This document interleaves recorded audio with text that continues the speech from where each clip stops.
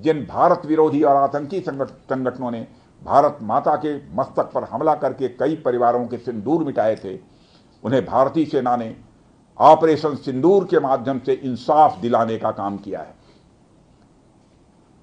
और इसके लिए आज सारा देश भारतीय सेनाओं का अभिनंदन कर रहा है। ऑपरेशन सिंदूर सिर्फ एक सैन्य कार्रवाई भर नहीं है, बल्कि भारत की राजनैतिक, सामाजिक और सामरिक इच्छा शक्ति का प्रतीक है। यह ऑपरेशन आतंकवाद के खिलाफ भारत की दृढ़ इच्छा शक्ति का और सैन्य शक्ति की क्षमता और संकल्प शक्ति का भी प्रदर्शन है। हमने दिखाया है, भारत आतंकवाद के खिलाफ जब भी कोई कार्रवाई करेगा तो आतंकवादियों और उनके आकाओं के लिए सरहद पार की जमीन भी सुरक्षित नहीं रहेगी। भारतीय सेनाओं ने ऑपरेशन सिंदूर को पाकिस्तान में मौजूद आतंकी ढांचा ढहाने के उद्देश्य से लॉन्च किया था। हमने उनके आम नागरिकों को कभी निशाना नहीं बनाया था, मगर पाकिस्तान ने न केवल भारत के नागरिक इलाकों को निशाना बनाया, बल्कि मंदिर, गुरुद्वारा, गिरजाघर पर भी हमले करने का प्रयास किया।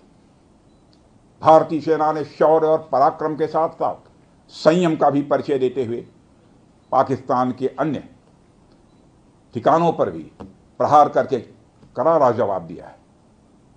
हमने केवल सीमा से सटे सैन्य ठिकानों पर ही नहीं कार्रवाई की, बल्कि भारत की सेनाओं की धमक उस रावलपिंडी तक सुनी गई जहां पाकिस्तानी फौज का हेडक्वार्टर मौजूद है। मित्रों, भारत में आतंकवादी घटनाएं करने और कराने का क्या अंजाम होता है, यह पूरे विश्व ने उरी की घटना के बाद देखा, जब हमारी सेना ने पाकिस्तान में घुसकर सर्जिकल स्ट्राइक की।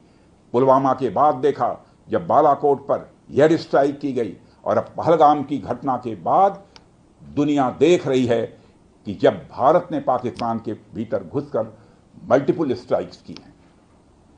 आतंकवाद के खिलाफ जीरो टॉलरेंस की नीति पर चलते हुए हमारे यशस्वी प्रधानमंत्री श्री नरेंद्र मोदी ने स्पष्ट कर दिया है कि यह नया भारत है जो आतंक के खिलाफ सरहद के इस पार और उस पार दोनों तरफ प्रभावी कार्रवाई करेगा। यह हमारे प्रधानमंत्री जी ने स्पष्ट रूप से यह संदेश दे दिया। मैं एक बार फिर से BrahMos integration and testing facility centre और इस प्रोजेक्ट में शामिल सभी स्टेक होल्डर्स को हार्दिक बधाई देता हूं। मैं साथ ही पीटीसी इंडस्ट्रीज लिमिटेड को भी उनके एम्बिशियस प्रोजेक्ट पर हृदय से बधाई देता हूं। इन तमाम प्रोजेक्ट्स की शुरुआत पर मैं लखनऊ और उत्तर प्रदेश की जनता को भी बधाई देता हूं, जो इस ऐतिहासिक पहल का हिस्सा बन रही है। अंत में मैं आप सभी का आभार प्रकट करते हुए अपनी बात को समाप्त करना चाहता हूं और आप सभी से मैं खेद भी व्यक्त करता हूं कि निर्धारित समय पर मैं इस कार्यक्रम में उपस्थित नहीं हो सका, लेकिन देर आया दुरुस्त आया। आप सबको बहुत बहुत धन्यवाद। जय हिंद।